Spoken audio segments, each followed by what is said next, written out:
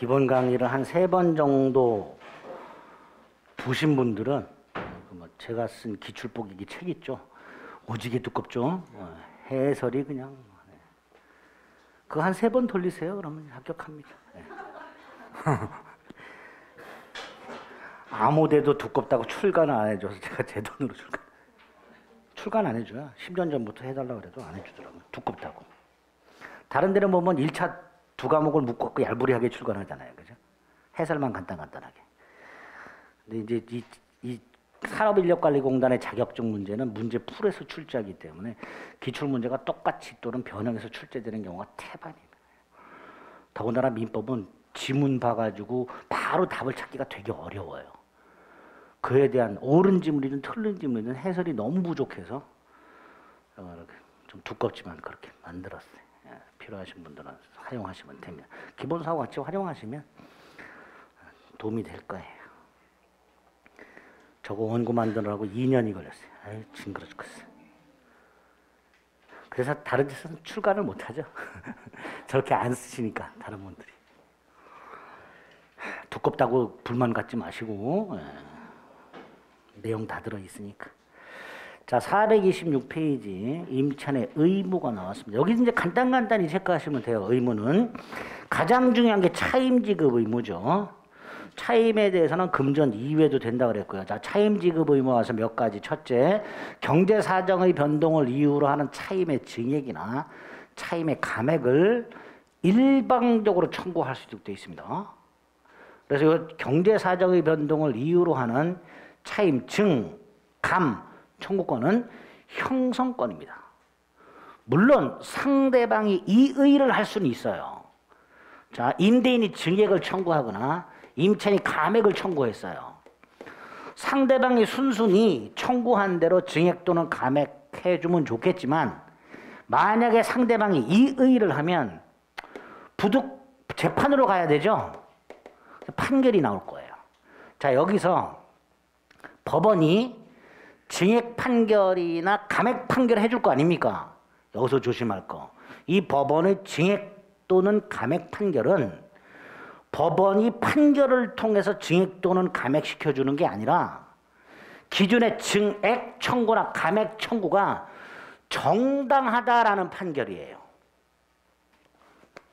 법원이 증액하라, 감액하라 이렇게 판결해 주는 게 아니라 임대인의 증액 청구는 정당하다. 임차인의 감액 청구는 정당하다라는 판결이에요. 따라서 이 판결의 효력은 소급을 해버립니다.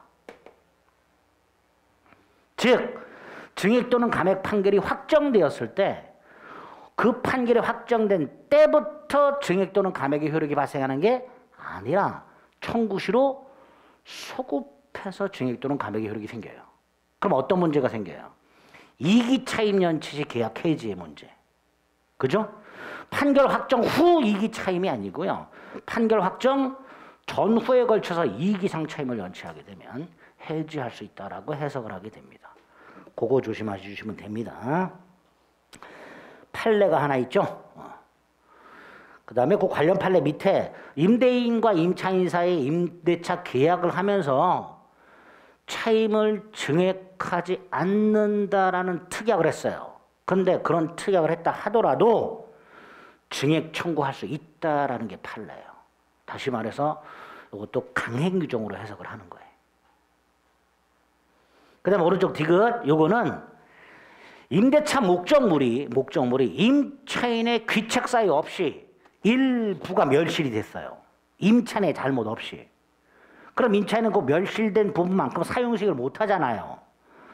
따라서 그 멸실된 비율만큼 차임의 감액을 청구할 수 있습니다. 여기서 조심할 게 2가지예요. 하나는 일부 멸실이 됐다 하더라도 당연히 감액되는 게 아니라요. 감액 청구를 해야 감액이 됩니다. 또 하나는 나머지 부분만으로는 계약 목적을 달성할 수 없다면 해지권을 인정해주고 있습니다. 그 2가지 조심해 주시면 됩니다. 리얼, 차임을 언제 줘야 되는가? 약정한 날짜가 있으면 그 날짜에 지급하면 되고요. 없으면 후급을 원칙으로 합니다. 매월 말 또는 매달, 매년 말 또는 수학기가 있을 때는 수학 후 지체 없이. 내가 과수원을 빌렸어요. 사과나무 과수원을. 차임을 언제 지급할지, 땅 과수원 차임을 언제 지급할지 약정을 안 했어요. 그러면 사과 수확후 지체 없이 그렇게 차임 지시 관련된 조문이 있고요. 미음에 보면 법정 담보물권이라고 임차인이 차임을 지급하지 않아요. 그럼 임대인은 그 차임을 회수하기 위해서 임차인 소유 물건을 압류를 하게 돼요. 압류. 자, 압류했을 때 그 압류가 질권의 효력이 있는 것과 저당권의 효력이 있는 게 있습니다. 구별은 임차인 소유 동산을 압류하면 질권, 임차인 소유 부동산을 압류하면 저당권의 효력이 있습니다. 특히 법정 저당권은 649조 토지임대차에서 토지임대인이 차임을 이 기가 아닙니다. 2년 이상을 못 받았어요. 요거를 변제기를 경과한 최후 2년 차임이라고 해요. 그럴 때 그 토지 임대인이 그 토지 위에 있는 임차인 소유에 뭐를 압류해? 건물을 압류합니다. 그럼 그 건물 등기부에 압류권자로 등기가 돼요. 이거를 저당권으로 봅니다. 이렇게 차임 확보를 위한 법정 담보물권이 있다는 거. 자, 시험 문제가 어떻게 나온 적이 있냐? 648조를 보면 임차인 소유 동산을 압류했잖아요. 질권과 동일한 효력이 있다라고 돼 있잖아요. 유치권과 동일한 효력이 있다 이렇게 출제한 적이 있어요. 치사하게. 동산, 질권, 건물, 저당권 이렇게 기억해 두시면 됩니다. 별거 없지요? 자, 다음 페이지 비읍. 갑소유 물건을 을하고 병이 공동으로 임차해요. 이때 을과 병이 갑에게는 자신의 지분 비율만큼 차임 지급 의무가 있는 게 아니라 연대하여 차임 지급 의무가 있다. 즉 을이나 병은 각자가 갑에 대해서는 차임 전부를 지급할 의무가 있습니다. 내부적으로 정산하는 건 당사자 문제고요. 지분 비율만큼 내부적으로 정산하는 건 당사자 사이 문제고, 적어도 갑에 대해서만큼은 각각의 임차인이 전부를 지급할 의무가 있습니다. 이걸 연대 의무라고 합니다. 그게 616조고요. 시옷. 이익 이상 차임을 연체하면 임대는 계약을 해지할 수 있도록 해놨습니다. 당연히 이때 이익은 A, 연속 이익뿐만 아니라 통산 이익을 포함하게 됩니다. 연속 이익뿐만 아니라 통산 이익. 동그라미 2번. 당연히 임차인은 남의 물건을 빌려서 사용하잖아요. 조심조심 사용해야죠. 선량한 관리자의 주의무. 아무데나 방치하면 안 되죠. 보관의 의무. 선량한 관리자의 주의무 및 보관의 의무. 여기서 선량한 관리자의 주의무를 언제까지 부담하는가 조심하세요. 임대차 종료 시까지가 아니고요. 목적물 반환할 때까지입니다. 임대차 종료 후에도 반환 안 하는 경우가 있잖아요. 그죠? 그래서 임대차 종료 시까지가 아니라 목적물을 반환할 때까지 선량한 관리자의 주의무를 부담한다. 판례 밑에 3번 통지 의무. 목적물의 수선을 요할 때 또는 목적물에 대해서 소유권 등을 주장하는 권리자가 있을 때 임차인은 지체 없이 임대인에게 통지를 해줘야 되고요. 물론 임대인이 이미 그 사실을 안 때에는 통지할 필요가 없겠죠. 4번 수인 의무. 아까 말씀드렸죠. 임대인이 보존행위 할 때 임차인은 거절하지 못한다. 그게 수인 의무가 될 것이고요. 오른쪽 5번 반환 의무가 있죠. 이때 반환할 때 그냥 반환하면 안 되죠. 현상 그대로 반환하는 게 아니라 원상에 복구하여 반환해야 됩니다. 그런데 관련 판례 1번 목적물이 화재로 홀랑 다 탔어요. 그럼 임차인은 반환 의무를 이행할 수가 없게 되지. 당연히 임대인이 임차인한테 뭘 요구할까요? 손해를 배상해라. 자, 이때 임차인 자기 잘못이 아닌 경우 그럼 뭐라고 주장할까요? 임차인은 내 잘못이 아니다라고 주장하겠죠. 주장했으니까 뭐 해야 돼? 증명해야 되죠. 입증 책임 1번 임차인이 손해배상 책임을 면하려면 임차인 스스로 목적물에 대해서 선량한 관리자의 주의무를 다했음을 증명해야 한다. 거기까지. 나머지는 뭐 안 보셔도 됩니다. 이런 것들이 임차인의 의무와 관련된 거고요. 크게 어렵지 않고 지문에 나오면 얼마든지 여러분들이 OX로 판단하실 수 있습니다. 자, 임대차 효력을 봤고요. 다섯 번째, 임차권 양도 목적물 전대가 나옵니다.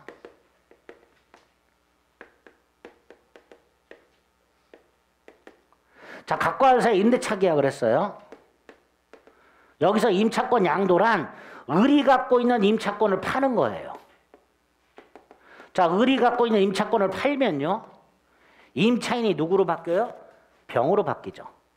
기존의 계약서에 임대인과 임차인 을로 되어 있을 텐데 거기서 임차인이 병으로 바뀌는 거예요. 다시 말해서 갑을 간의 계약관계가 갑, 병의 계약관계로 바뀌는 게 임차권 양도가 됩니다. 반면에 전대차는 목적물을 재임대하는 거예요. 재임대하는 거예요. 임차인이. 따라서 갑을 간의 계약관계 그대로 있고요. 갑, 병 간의 전대차 계약이 하나 더 생기게 됩니다. 차이가 뭐냐? 요 을. 임차권 양도가 있게 되면 을은 더 이상 계약 당사자가 아니게 됩니다. 반면에 목적물 전대차가 있으면 을은 여전히 임차인의 지위를 갖고 있는 게 돼요. 두 번째, 계약 당사자는 을과 병입니다. 즉 갑은 계약 당사자가 아니에요. 대신 갑의 뭐를 받도록 돼 있어요? 동의를 받도록 돼 있습니다.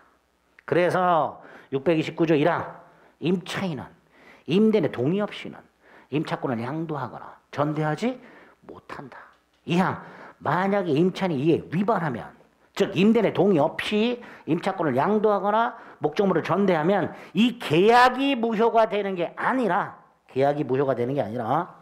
임대인은 을과의 계약을 뭐 할 수 있도록? 해지할 수 있도록 해놨습니다. 그래서 임대인의 동의는 임차권 양도나 전대차 계약의 유효 요건이 아니에요. 동의 없어도 임차권 양도 또는 전대차 계약 자체는 유효합니다. 그럼 이 동의는 무슨 요건이냐? 요 병. 이 갑에게 권리를 주장할 수 있는 요건. 즉 갑이 동의했다면 병은 갑에게 임차권이나 전차권을 주장할 수 있어요. 동의를 받지 못했다면 주장을 못한단 말이죠. 그래서 임대인의 동의는 대항 요건이다. 이렇게 얘기를 합니다. 자, 밑에 임차권 양도의 의의가 있고요. 다음 페이지 양가로 2번 동의는 유효 요건이 아니라 대항 요건이고 명시묵시 불문하며 계약 이후 동의도 가능하고 한 번 한 동의는 철회하지 못하고 이렇게 돼 있죠. 그죠? 그 다음에 이제 법률 관계를 봐야 됩니다. 양가로 3번에 동의 없는 임차권 양도, 즉 무단 양도하고요.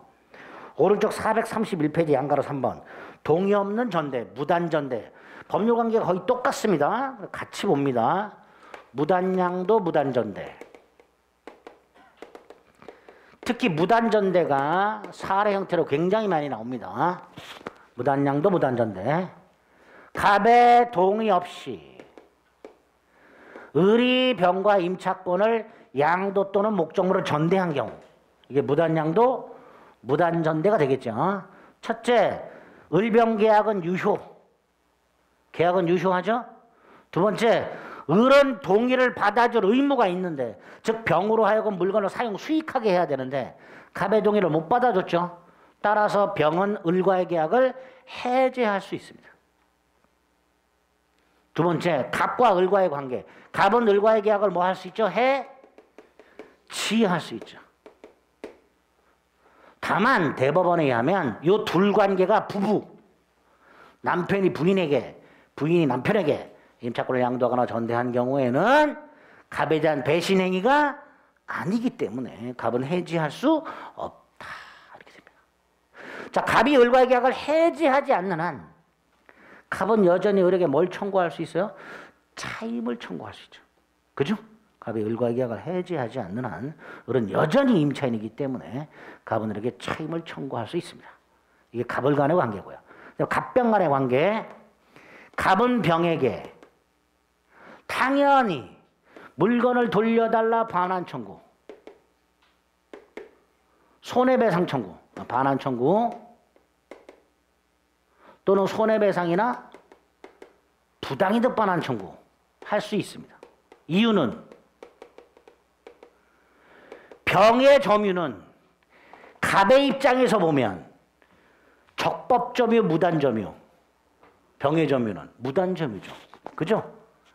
갑이 동의하지 않았기 때문에 병의 점유는 갑의 입장에서 보면 불법 점유가 되는 거예요. 그러니까 갑은 을에 대해서 목적물을 돌려달라.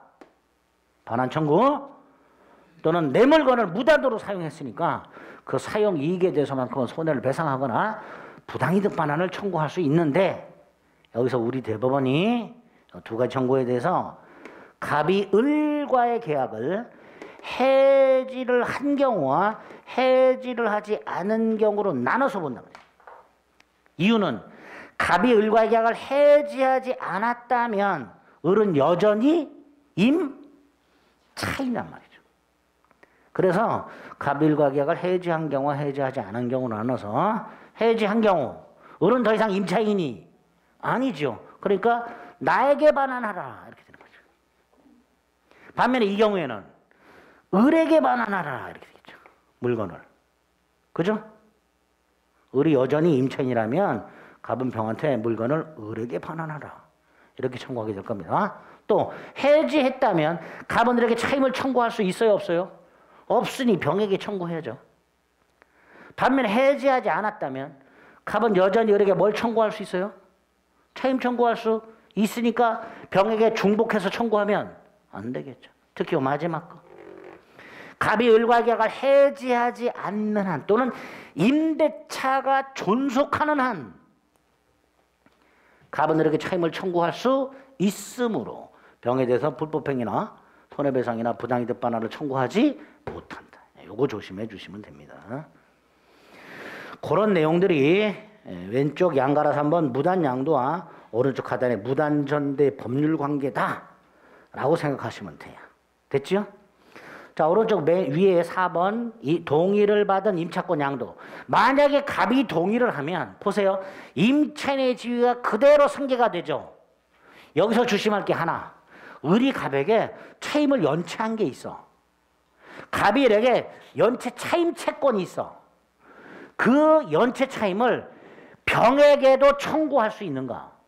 다시 말해서 을의 연체 차임 지급 의무가 병에게 당연히 승계되는가? 아니다. 그거 조심해 주시면 됩니다. 양가로사의 동그라미 3번. 적법 양도에서 이미 발생한 임차인의 연체 차임 지급 의무는 특약이 없는 한 양수인에게 이전되지 않는다. 못 찾는 분들이 계세요. 431페이지 위에 양가로 4에 동그라미 3번.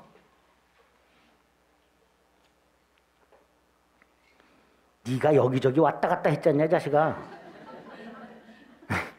그래서 지금 말씀드리고 있습니다. 자, 전대 쭉 말씀드렸고요. 넘깁니다. 양가로 4번 적법전대. 아, 요것도 좀 중요합니다. 적법전대. 갑과 을 사이의 임대, 을과 병 사이의 전대. 근데 갑이 동의했어. 자, 일단 첫째로 갑은, 임대인은 병, 전차인에게 직접 권리를 행사할 수 있어요. 그러나 직접 의무를 부담하지는 않도록 해놨습니다. 즉 임대인에게 메리트를 준단 말이지. 그래야 동의를 하니까. 임대인의 동의를 유도하기 위해서 임대인에게 이렇게 메리트를 준다라고 생각하시면 돼요. 자, 양가로사의 동그라미 1번, 동그라미 2번 임대인과 전차인. 전차인은 보세요. 임대인이 직접 의무를 부담하지 않잖아요. 여기서 의무는 수선 의무라든가 비용 상환 의무 생각하시면 돼요. 그걸 병에게 직접 부담을 안 해요. 그럼 반대로 병은 갑에게 직접 수선을 청구하거나 직접 비용 상환을 청구할 수는 없다가 되겠죠. 그게 기억이 되겠죠. 그 다음에 니은. 자, 직접 권리 행사 중에서 판례, 차임 청구권. 갑은 병에게 직접 차임을 청구할 수 있습니다. 예를 들어서 갑을 간의 차임이 50만 원이고요. 을병 간의 차임이 70만 원이야. 그럼 갑은 을뿐만 아니라 병에게도 직접 나에게 50만 원 내놔 청구할 수 있습니다. 이때 을의 차임 청구와 병의 차임 청구 중에서 갑의 차임 청구 중에서 갑의 차임 청구가 우선하도록 해놨습니다. 다시 말해서 전차인이 전대인에게 70만 원을 지급한 상태에서 갑이 50만 원 청구 들어왔을 때 병이 을에게 70만 원을 지급했음을 이유로 갑의 청구를 거절하지 못하도록 해놨습니다. 그러니까 갑의 청구가 우선하는 거예요. 판례를 보세요. 두 번째 줄 관련 판례 두 번. 전차인은 전대인에 대한 차임 지급으로 임대인에게 대항할 수 없다. 다시 한번. 전차인이 전대인에게 차임을 지급했음을 이유로 임대인에게 대항할 수 없다. 그러니까 갑이 병에게 직접 다이렉트로 50만 원을 청구했을 때 나 을한테 이미 70만 원 줬는데? 라고 대항할 수 없다. 결국 갑의 청구가 우선하도록 되어 있습니다. 그죠? 물론 예외는 있어요. 그 예외는 너무너무 어렵기 때문에 내용은 별거 아닌데 하지 말자. 원칙만 기억을 좀 해두시기 바랍니다.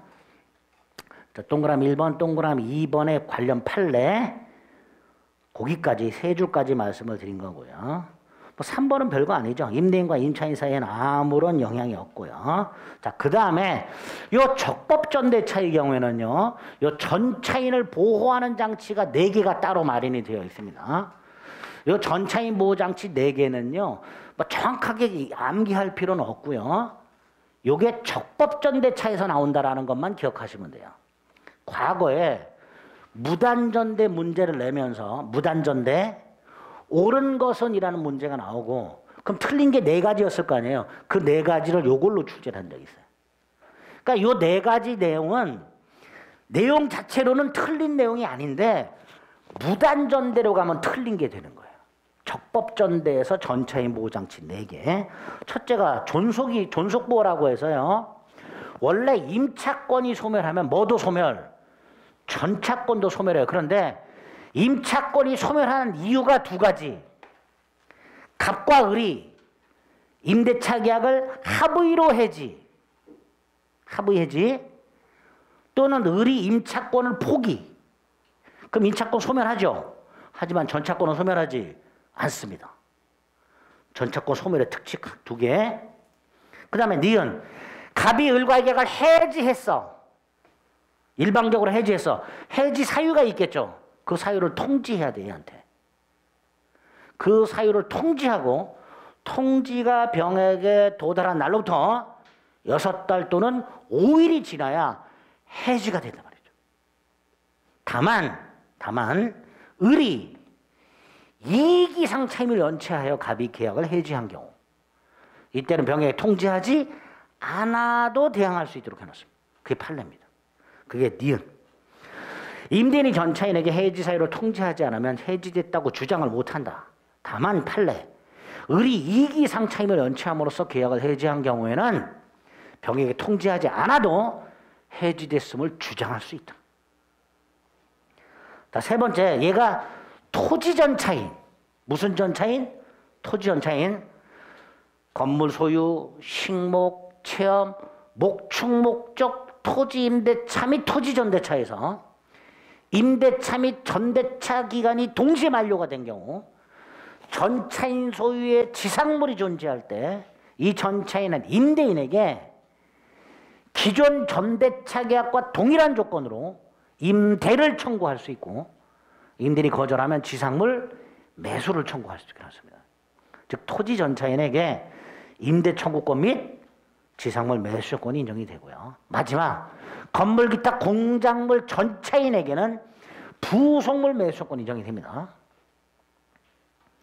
임대차 전대차가 종료되었을 때 전차인 소유의 부속물, 객관적 용도에 제공되는 물건 중에서 3가지. 전차인이 임대인으로부터 매수한 부속물, 전차인이 임대인 동의받아 부속한 부속물, 전차인이 임대인 동의를 받아서 임차인으로부터 매수한 부속물. 세 가지. 세 가지 부속물 전부 임대인이 개입돼 있죠. 그죠? 따라서 단순히 임차인으로부터 매수했거나 임차인 동의받아 부속시키건 매수 청구할 수가 없습니다. 전부 세 가지 임대인이 개입이 되어 있습니다. 이렇게 네 가지 장치를 통해서 적법 전차인을 보호하고 있다. 됐죠? 그 정도. 자, 한 장을 넘기면 보증금이 나왔는데요. 감사하게도 보증금 작년에 나왔기 때문에 당분간 나올 리가 없습니다. 다만 이제 몇 가지만 좀 체크해 보겠습니다. 첫째, 보증금은 민법에 아무런 규정이 없어요. 주택임대나 상가 건물 임대차에만 규정이 있습니다. 두 번째, 이 보증금은 왜 지급한다 그랬죠? 차임 연체나 목적물 훼손에 대한 손해배상 때문에 지급한다 그랬죠. 그죠? 그게 보증금의 뜻이 되죠. 임대차에 있어서 임차인이 부담하는 차임 기타 채무를 담보하기 위해서, 즉 손해배상에 충당하기 위해서 미리 받아두는 금전 기타 물건, 이렇게 되겠죠. 임대차 계약 이외에 별도로 보증금 계약이 있어야만 됩니다. 그리고 이 보증금 계약과서 밑에 판례 하나 기억합니다. 임대차 계약에서 나중에 임대차가 종료가 되면요, 임대인은 보증금을 돌려줘야 되겠죠. 만약에 임대인이 돌려주지 않으면 임차인은 임대인을 상대로 보증금 반환하라는 소송을 제기할 것이고, 그 소송에서 임차인이 임대인에게 보증금을 지급했음을 증명하도록 하고 있습니다. 거기 판례가 하나 있죠. 그 다음에 3번 보증금의 효력.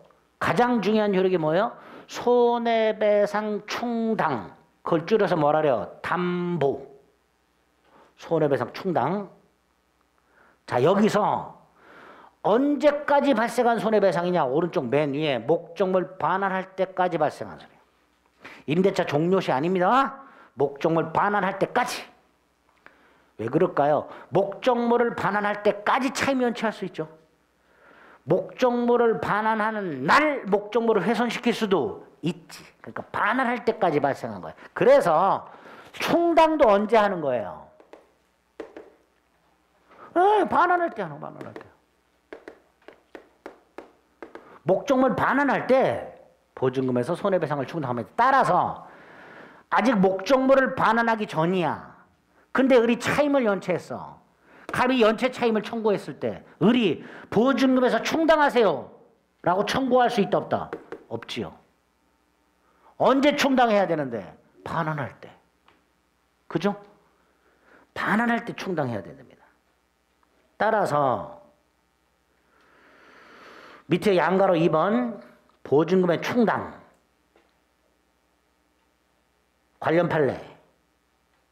2번 임대인은 충당의 자유가 있지만 임차인은 안 된다.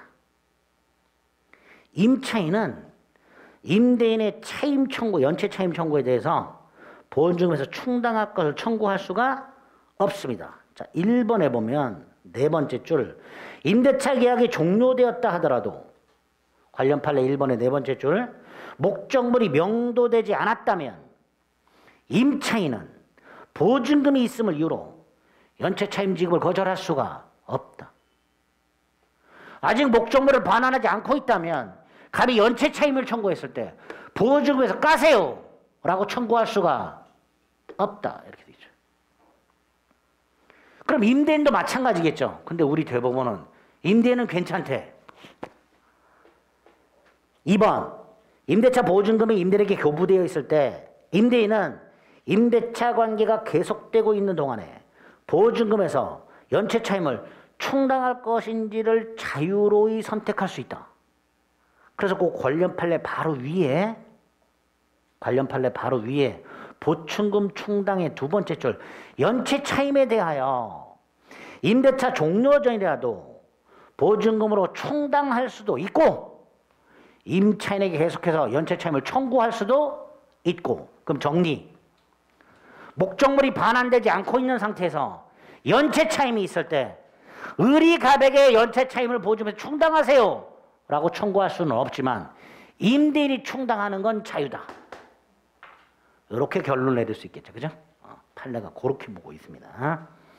보증금에서 그거 조심하시면 되고요. 또 하나 다음 페이지 4번. 갑소유 건물을 을이 임대차 하면서 갑에게 보증금을 지급해 놨어요. 나중에 갑에게 보증금 반환을 청구해야 될 거 아닙니까? 근데 목적물 소유자가 바뀌었어요. 원칙. 을은 누구에게 보증금 반환을 청구해야 돼요? 원칙. 누구한테 보증금 반환 청구해야 돼요? 예? 갑에게 해야죠. 보증금 반환 청구권도 채권이란 말이죠. 따라서 목적물 소유자가 바뀌었다 하더라도 원칙적으로 기존 소유자가 보증금 반환 의무를 부담하게 됩니다. 단 예외가 있겠죠. 두 가지. 을이 대항력이 있는 경우. 을이 뭐가 있는 경우? 대항력이 있는 경우. 또 하나. 갑과 병이 합의한 경우. 병이 갑에게 건물 대금 5억 중에서 보증금 1억 공제한 4억만 주고 1억 내가 인수할게. 합의한 경우. 그 두 가지 경우에는 신소유자가 보증금 반환 의무를 승계하게 됩니다. 그런데 여기서 그걸 을이 원하지 않는 경우가 있을 수 있지요. 그럴 때 을은 목적물에 승계된 이후 상당 기간 내 갑에게 이의를 제기하고 갑과의 계약을 해지함으로써 여전히 갑에게 보증금 반환을 청구할 수 있다. 그럼 순서대로 원칙 기존 소유자, 예외 신소유자, 예외의 예외. 임차인이 그걸 원하지 않은 경우. 그럼 을은 갑과의 계약을 해지하고 여전히 갑에게 보증금 반환을 청구할 수 있게 됩니다. 우리 교재에는 지금 원칙과 예외만 나와 있어요. 그죠? 예외의 예외는 어디서 봤지요? 주택임대차에서 봤죠. 주택임대차에서 봤는데 봤나? 기억이 안 나네. 그죠? 대항력의 의미가 어디 있더라? 452페이지. 450페이지 6번. 대항력의 의미. 1번 관련 판례.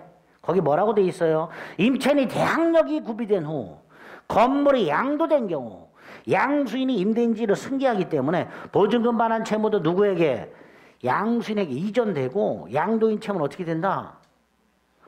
소멸한다. 그죠? 소멸한다.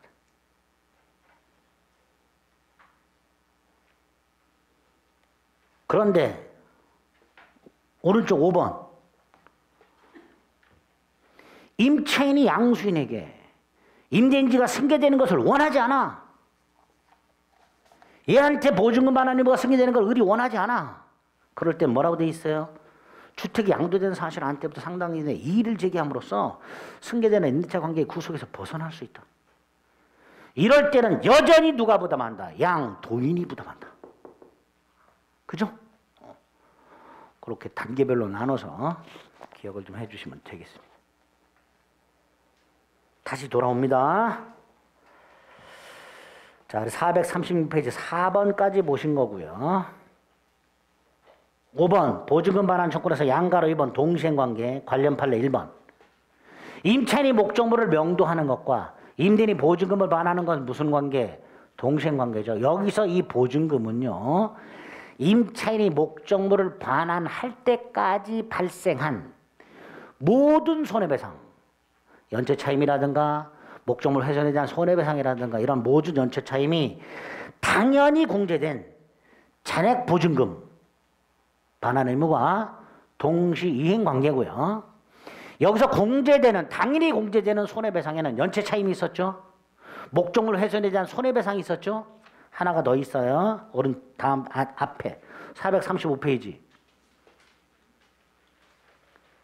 저 자식이 오늘은 무지하게 왔다 갔다 하네. 435페이지 위에 관련 판례에 보면 임대인이 임차인을 상대로 차임 연체로 인한 계약 해지를 원인으로 부동산 돌려달라는 인도 및 연체 차임 지급을 구하는 소송을 제기했을 때 그 소송 비용 송달료라든가 인지대금 같은 것들, 그 소송 비용도 보증금에서 공제를 누가 청구해서 공제되는 게 아니라 당연히 공제된다. 그 당연히 공제된 잔액보증금 만원과 임차인의 목적물 만원이 무슨 관계? 동시이행 관계다. 임대차는 이렇게 좀 복잡해요. 복잡해요. 자, 마지막 437페이지 임대차 종료. 임대 종료는 다른 거 다 필요 없고요. 아까도 말씀드렸듯이 원칙 즉시 해지와 예외 해지 통고에 의한 해지만 구별해 주시면 됩니다. 특히 해지 통고에 의한 해지 몇 개 안 되니까 그거를 기억해 주시면 즉시 해지하고 얼마든지 구별하실 수 있게 됩니다. 됐죠? 여기까지가. 그래서 계약 총론, 강론 다 살펴봤고요. 어디로 돌아가야 돼요? 물권으로 가야죠. 148페이지. 좀 쉬자 이 자식아. 아니요. 조금만 더 할게요. 이렇게 연결을 해야 강의가 끊기지 않고 집에서 또 보게 돼. 계약법이 딱 끝나면요. 아이 공부 다 했다고 손 놓는 분들이 계셔. 근데 강의를 조금 더 연장하면 공부 조금 더 하겠죠? 저런 사악한 놈. 굉장히 어렵죠. 물권 총론하고 강론은 총 14문제가 나오고요. 총론에서 4문제, 강론에서 10문제 보통. 가끔 가다가는 총론에서 1문제밖에 안 나오는 경우도 있어요. 강론에서 막 디립다 문제를 출제하는 경우도 있는데 어쨌든 내용 자체가 대단히 어렵습니다. 자, 법률행위 계약을 하게 되면요. 권리가 변동이 된다 그랬죠. 그 권리 중에 대표적인 게 뭐다? 물권이란 말이죠. 그러니까 물권이 도대체 뭐냐? 물권은 어떤 게 있고 그 개개의 물권을 가지고 무엇을 할 수 있느냐? 뭐 그런 것들이 물권법 내용이다라고 생각하시면 돼요. 자, 총론. 물권에 적용되는 공통적인 내용이 들어있고요. 크게 두 덩어리로 되어 있다 그랬죠. 물권 일반론하고 물권 변동론하고 두 가지가 있어요. 그 중에 핵심이 물권 변동이죠.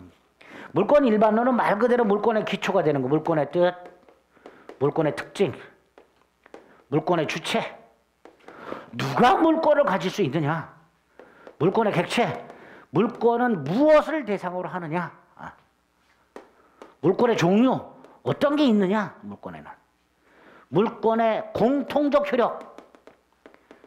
물권 강론에 가면 8개의 물권이 나오는데 그 8개의 물권이 공통적으로 가지고 있는 효력. 이걸 물권의 일반적 효력 이렇게 부릅니다. 두 가지. 우선적 효력과 물권적 청구권 이렇게 두 가지. 그 중에서 요놈 객체. 물권의 객체는 뭐예요? 물건이라고 그랬죠. 이 물건에 관련된 일물, 일권주의 및 그 예외.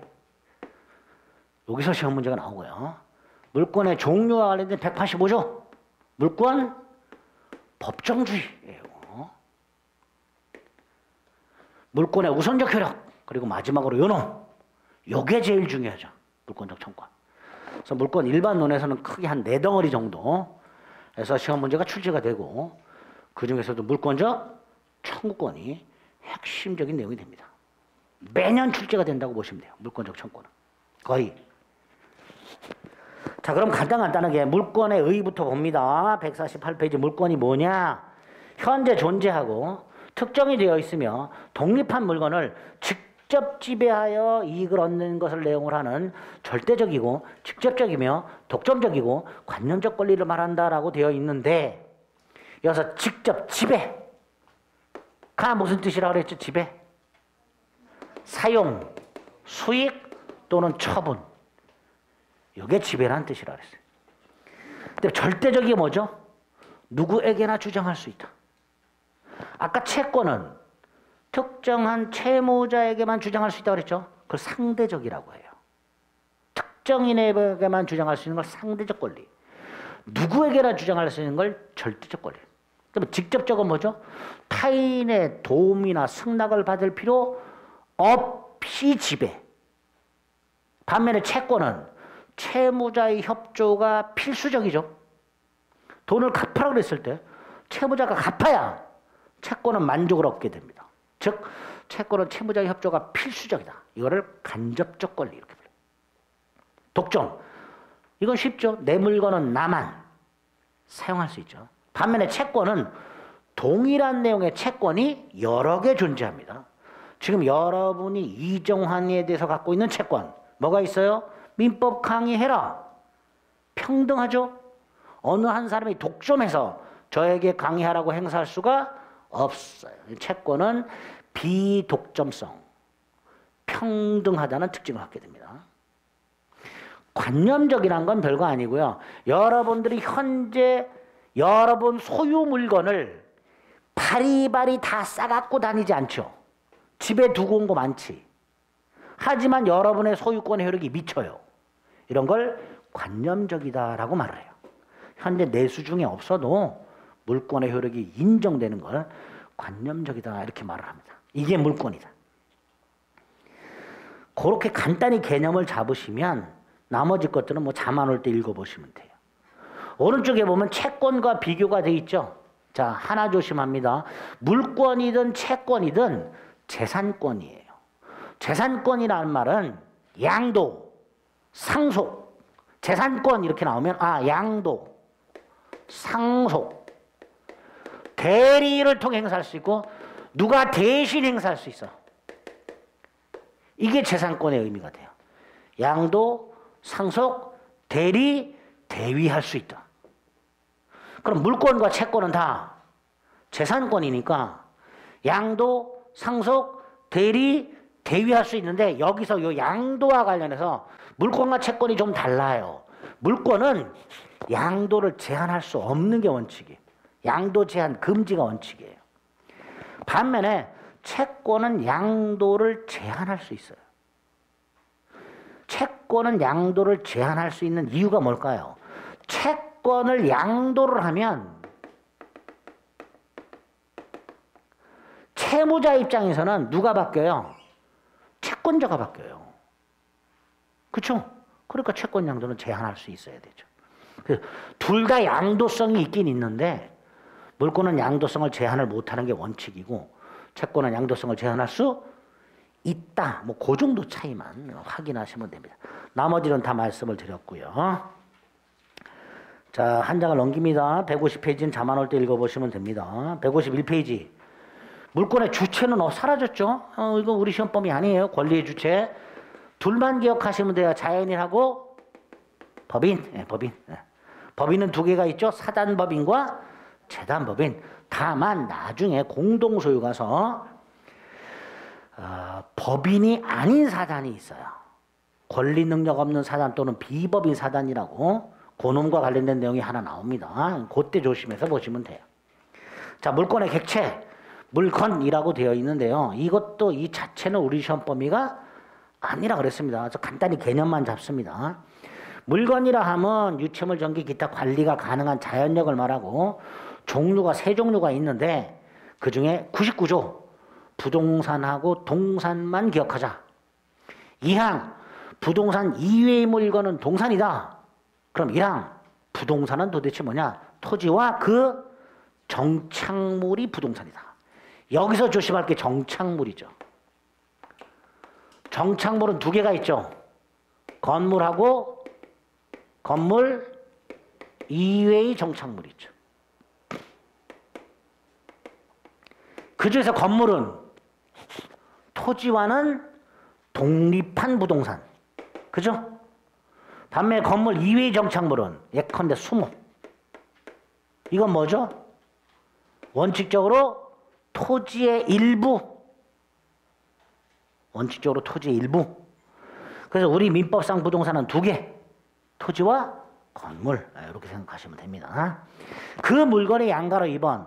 현존, 특정, 독립해야 되죠.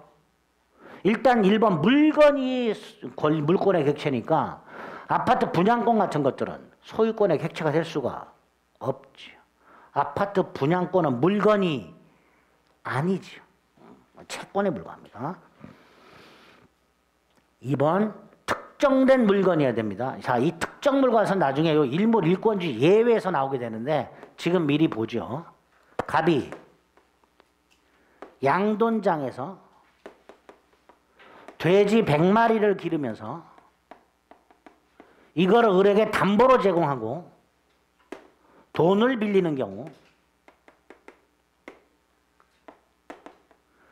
먼저 첫째, 돼지, 동산, 부동산. 동산이죠, 분명히. 토지의 정착물로 볼 수는 없으니까. 정착물인가? 안 움직이나? 그래서 살이 디륵디륵 찌나? 근데 우리 민법상 동산을 담보로 제공하고 돈을 빌리는 방법이 질권이라고 있어요. 질권. 질권은 뭐였죠? 전당포 주인. 자, 우리 전당포에 가서 돈 빌릴 때 물건 맡기고 돈 빌리죠. 따라서 돼지 100마리를 맡기고 빌려야 돼. 근데 그럴 수는 없죠. 그래서 담보를 제공할 때 이렇게 약속을 합니다. 돼지를 을한테 맡기질 않아. 갑이 점유를 해. 대신 돈을 못 갚으면 소유권을 넘겨주겠다고 약속을 해.